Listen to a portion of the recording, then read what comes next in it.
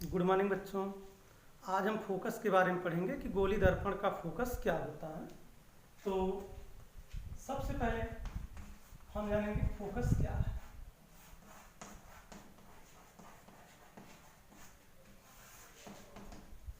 आप लोग जानते हैं कि गोली दर्पण दो प्रकार के होते हैं,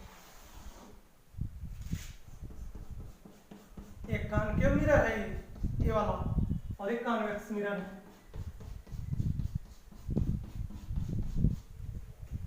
ठीक बीच में जो पॉइंट होता है मिडिल पॉइंट, उसको हम क्या कहते हैं? पोल कहते हैं। और ये रहा सेंटर, इसमें भी ये पोल रहा, ये रहा सेंटर। और पोल और सेंटर से जो जाने वाली रेखा है इसको हम प्रिंसिपल एक्सिस कहते हैं।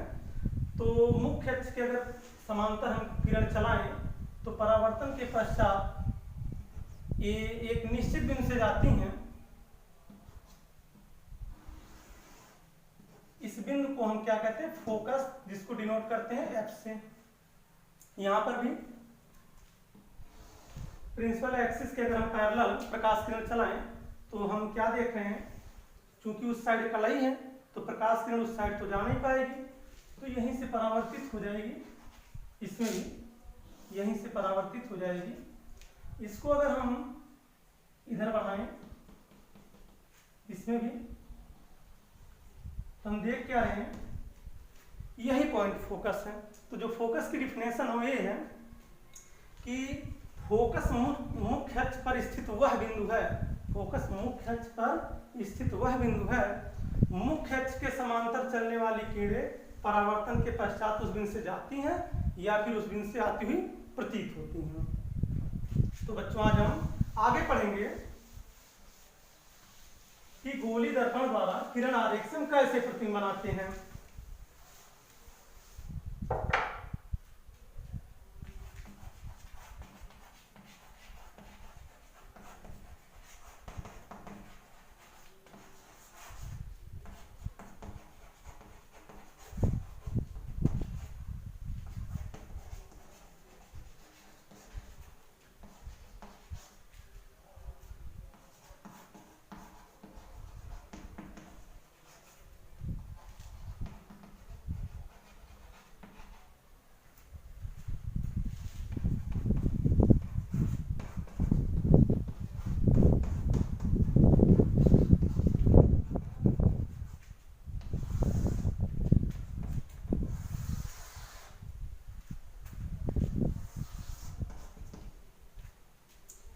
हम रे डायग्राम यानी किरण आरेख से कैसे जो है गोली दर्पण के जो प्रतिबिंबों का निरूपण करेंगे उसके बारे में पढ़ेंगे। आइए देखते हैं। इसके 4 नियम हैं, बट हम 3 नियमों से ही बना लेते हैं प्रतिबिंब को। चौथे नियम के हम बहुत ज्यादा हम लोग यूज नहीं करते हैं। जैसे पहला नियम क्या है? किरण आरेख के माध्यम हम समझेंगे किरण आरेख से हम कैसे जो है प्रतिबिंबों को बनाते हैं। जैसे मान लीजिए यह है आपका कॉनकेव मिरर है, यह आपका कॉन्वेक्स मिरर है। तो जो सबसे पहला नियम है वह ये है, यह पोल है, ये सेंटर है और ये अभी भी आपने सीखा कि फोकस है। यहां पर भी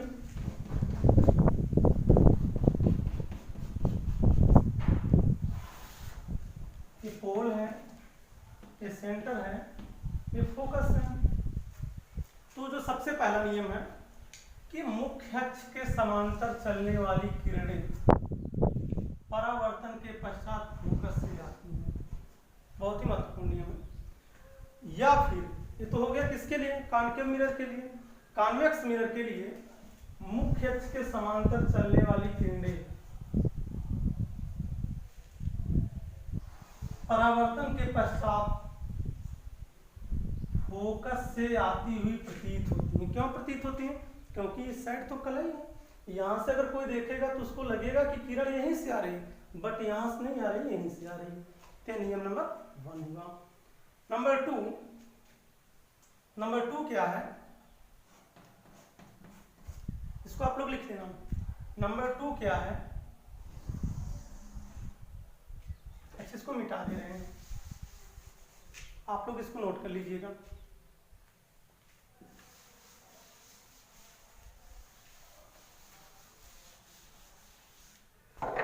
नंबर 2,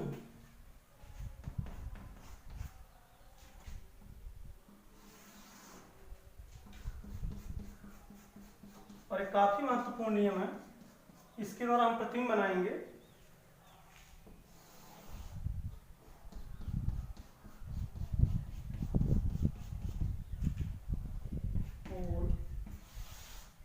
सेंटर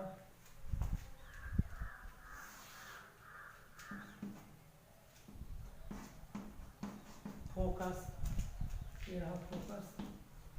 तो पहला नियम हमने देखा कि मुख्य अक्ष के समांतर चलने वाली किरणें परावर्तन के पश्चात या तो फोकस से जाती हैं या फिर आती हुई प्रतीत होती हैं। दूसरा नियम है कि वक्रता केंद्र से जाने वाली किरणें, सेंटर ऑफ कर्वेचर से जाने वाली किरणें बिना अपने मार्ग में परावर्तित हुई, मतलब बिना अपने मार्ग को बदले ठीक परावर्तित हो जाती हैं। मतलब जैसे आई वैसे चली गई। यहाँ पर वक्रता केंद्र है, अगर इसकी तरफ प्रकाश किरण आ रही है तो इधर जा नहीं पाएगी क्योंकि ये कला ही है, ठीक परावर्तित हो जाएगी ऐसे। तो ये नियम नंबर 2 रहा, इसको आप लोग नोट कर लीजिए। तो आगे हम तीसरा नियम बता रहे हैं। तीसरा नियम क्या है, जो कि पहले नियम का सेम अपोजिट है। क्या है तीसरा नियम? तीसरा नियम है कि फोकस से जाने वाली किरणें, ये देखिए फोकस है ना, फोकस से जाने वाली किरणें परावर्तन के पश्चात मुख्य अक्ष के समांतर हो जाती हैं। या फोकस की ओर जाने वाली, और इसलिए करें क्योंकि यहां पर कलई इधर जा नहीं पाएंगे। फोकस की ओर जाने वाली किरणें ये रहा, परावर्तन के पश्चात मुख्य अक्ष के क्या हो जाती हैं, समांतर हो जाती हैं, इधर जा नहीं पाती है ना। तो ये 3 नियम, ये तीसरा नियम था। तो हमने 3 नियम जाना। तो किसी किसी किताब में एक चौथा नियम भी दिया है, लेकिन उसका यूज हम ज्यादा करते नहीं हैं। आइए उसको भी जान लेते हो क्या है।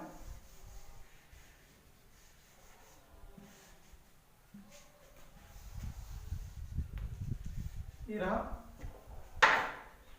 कि ध्रुव पर आपतित होने वाली प्रकाश किरण, ध्रुव पर आपतित होने वाली प्रकाश किरण, ये देखिए परावर्तन के पश्चात परावर्तन नियम का पालन करती है। हम आपको समझा दे रहे हैं। वैसे जितने भी हमने नियम बताया, ऊपर भी तीनों ने बताया, वो भी परावर्तन नियम का पालन करती हैं। बट इसको हमें जानना है, इनके कहने का मतलब ये है कि जितने प्रिंसिपल एक्सिस के साथ जितने डिग्री पर, जितने कोण पर यह आई होगी, प्रिंसिपल एक्सिस के साथ उतने ही एंगल पर परावर्तित हो जाएगी। यानी अगर यह 30 अंश कोण होगा तो यह भी 30 अंश का कोण होगा। वही बात यहाँ पर भी।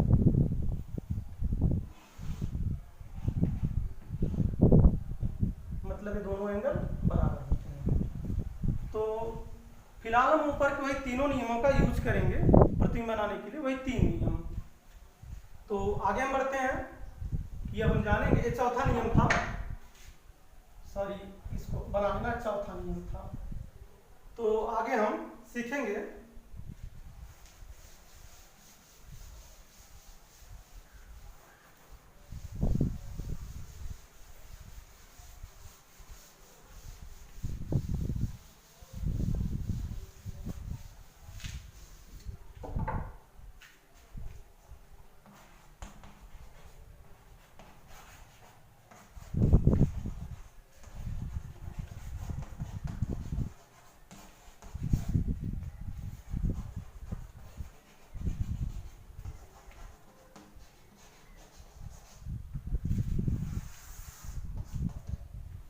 Image formation by concave mirror, यानी अवतल दर्पण द्वारा प्रतिबिंब का बनना। तो अवतल दर्पण से प्रतिबिंब कैसे बनेंगे, हम किरण आरेख का वही यूज करेंगे। तो पहले आइए देखते हैं, ये है अवतल दर्पण।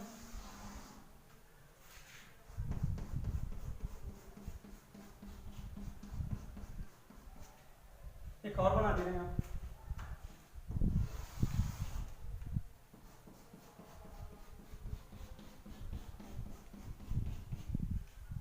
ये पोल, ठीक बीच में पोल,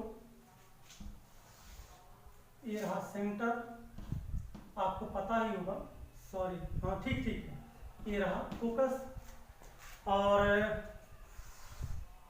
ये रहा सेंटर, ये रहा फोकस। तो प्यारे बच्चों, हम वस्तु को हमेशा मुख्य अक्ष के लंबवत ही रखते हैं, ऐसे जैसे देखिए यह वस्तु है, ऐसे वस्तु को हम जो है रिप्रेजेंट करते हैं। और हम यहाँ से मतलब जो 4 नियम पढ़े हैं, फिलहाल चौथे को छोड़ दीजिए, 3 नियमों में से किसी 2 का पालन करेंगे, किसी 2 नियम का पालन करेंगे और उससे प्रतिबिंब बना लेंगे। जैसे ये वस्तु आपके रही, यानी ऑब्जेक्ट, जिसको आप ओ डैश भी लिख सकते हो, और एक किरण यहाँ इसके शीर्ष से मुख्य अक्ष के समांतर चलाएंगे, और समांतर चलने वाली किरणें कहाँ से जाती हैं? फोकस से जाती हैं, ये फोकस से चलेगी। और एक हम तीसरे नियम का यूज कर लेते हैं कि वक्रता केंद्र से जाने वाली किरण कहाँ से जाती है? बिना मार्ग में विचलित हुए परावर्तित हो जाती है। तो ये देखिए, ये वक्रता केंद्र से जाने वाली किरण इधर ऐसे आई, फिर परावर्तित हो गई। जहां पर किरण एक दूसरे को काट रहे हैं वहीं पर प्रतिबिंब बनेगा। तो किरण एक दूसरे को यहाँ पर काट रही हैं, याद रखना कटान बिंदु पर क्या होना चाहिए? हमेशा शीर्ष होना चाहिए। इस प्रकार से है इमेज, जिसको आप आई डैश बोल सकते हो कि आई डैश बना। ये उल्टा है, और जो उल्टे प्रतिबिंब होते हैं उनको हम वास्तविक प्रतिबिंब कहते हैं। अच्छा प्यारे बच्चों,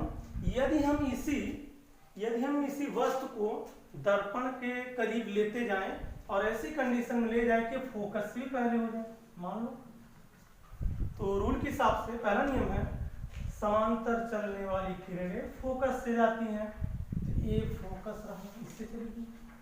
दूसरा, वक्रता केंद्र से जाने वाली बिना विचलित हुए परावर्तित हो जाती हैं, तो यहाँ से जब चलाएंगे हम वक्रता केंद्र की ओर, हम क्या देखें? अब प्रकाश किरण तो इधर काट नहीं रही है, जब इधर काट नहीं रही है तो यह प्रकाश किरण इसको इधर आगे कहीं बढ़ाइए,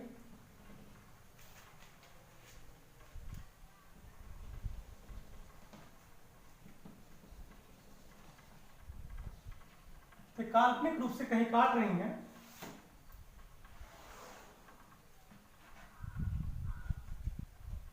यह ऑब्जेक्ट यानी वस्तु रही वो डैश, यह उसका इमेज आई डैश बना। तो हम क्या देख रहे हैं? इस वस्तु का कई गुना बड़ा प्रतिबिंब आई डैश बना है। तो प्यारे बच्चों, हम तीनों नियमों में से, या कह लीजिए कि चारों नियमों में से किसी 2 का पालन करके प्रतिबिंब को बनाएंगे, और चाहे जिस नियम का यूज करेंगे प्रतिबिंब गलत नहीं बनेगा, सेम बनेगा, सही बनेगा। तो यह है image formation by concave mirror, यानी अवतल दर्पण द्वारा प्रतिबिंब का बनना। और मान लीजिए अगर उत्तल दर्पण है तो उत्तल दर्पण द्वारा प्रतिबिंब कैसे बनेगा, आइए हम देखते हैं। इन नियमों में से किसी 2 नियम का यूज करेंगे। ये कॉन्वेक्स मिरर अब लगा देते हैं हम। कॉन्वेक्स मिरर ये देखिए आपका पोल,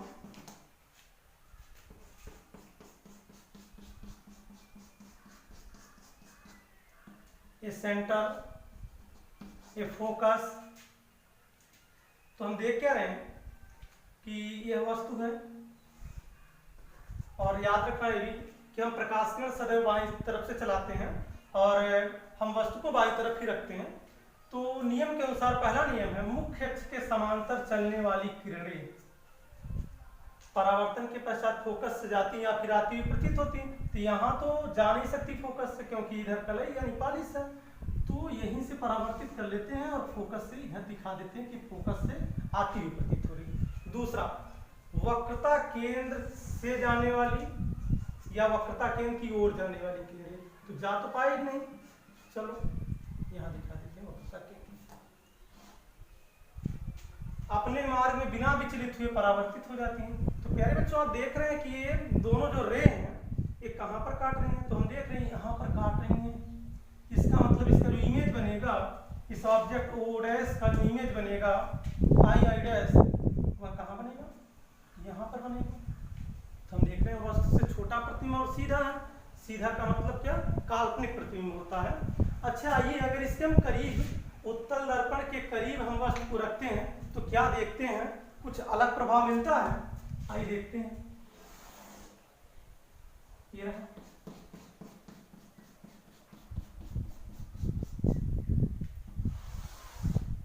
ये सेंटर, बीच में फोकस, ये फोल्ड, यहाँ पर वस्तु है काफी करीब हमने कर दिया एकदम, जैसे हमने जो कान के मिरर में किया था। तो हम देख क्या रहे हैं, मुख्य अक्ष के समांतर चलाएंगे और ये फोकस की ओर जा तो पाएगी नहीं, क्यों, और यहीं से परावर्तित हो जाएगी। और दूसरी किरण हम वक्रता केंद्र की ओर चला देते हैं, वक्रता केंद्र ये रहा।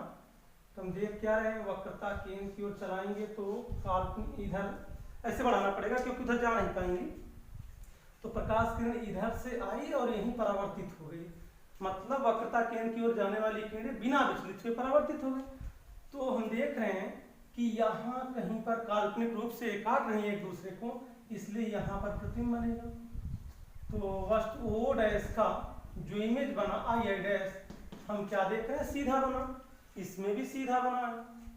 तो प्यारे बच्चों, ने ये सीखा कि जो हमारा कॉन्केव मिरर है उससे हम दो प्रकार के प्रतिबिंब प्राप्त कर सकते हैं, सीधा यानी काल्पनिक भी और उल्टा यानी वास्तविक भी। लेकिन कॉन्वेक्स मिरर से हमेशा हम सीधा प्रतिबिंब यानी काल्पनिक प्रतिबिंब ही प्राप्त कर सकते हैं।